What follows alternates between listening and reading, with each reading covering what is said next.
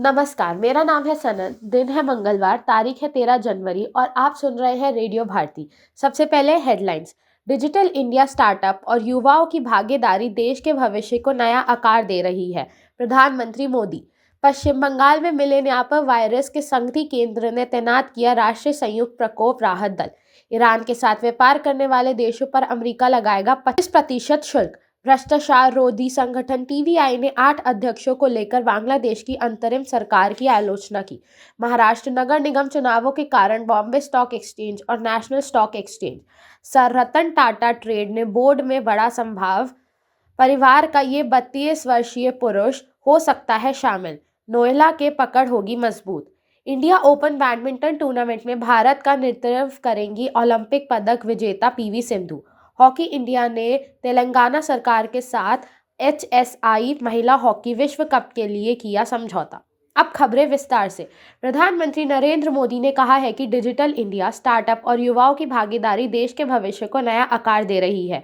ये बात उन्होंने नई दिल्ली में कल विकसित भारत यंग लीडर्स डायलॉग के समापन क्षेत्र में बोली थी। उन्होंने कहा कि युवा नवप्रवर्तकों और उद्यमियों के प्रयासों से देश रचनात्मक और प्रौद्योगिक आधारित क्षेत्रों में तेजी से विकास कर रहा है।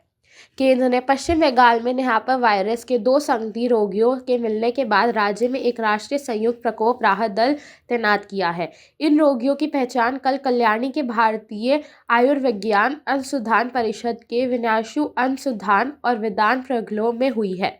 अमेरिका के राष्ट्रपति डोनाल्ड ट्रंप ने कहा कि ईरान के साथ व्यावसायिक संबंध रखने वाले देशों को अमेरिका के आर्थिक प्रतिबंधों का सम्मान करना पड़ेगा। भ्रष्टाचार रोधी संगठन ट्रांसपेरेंसी इंटरनेशनल बांग्लादेश टीबीआई ने हाल ही में जारी 8 अध्यक्षों को लेकर बांग्लादेश के अंतरिम सरकार की आलोचना की है। टीबीआई ने सरकार पर नौकरशाही के प्रभाव से सुधार प्रयासों को कमजोर करने का आरोप लगाया है। महाराष्ट्र नगर निगम चुनावों के कारण बॉम्बे स्टॉक एक्सचेंज और नेशनल स्टॉक एक्सचेंज बृहस्पतिवार को बंद रहेंगे।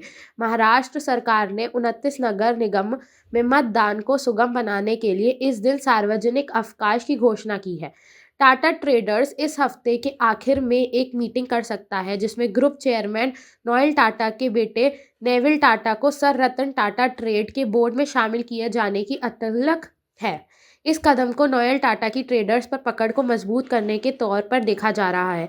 साथ ही ये 32 साल के नवील के उदय का भी संकेत हो सकता है कि गिनती अब टाटा ग्रुप के सबसे प्रभावशाली लोगों में होती है। 2 बार की ओलंपिक पदक विजेता पीवी सिंधु आज से शुरू हो रहे इंडिया ओपन बैडमिंटन टूर्नामेंट में भारत का नेतृत्व करेंगी।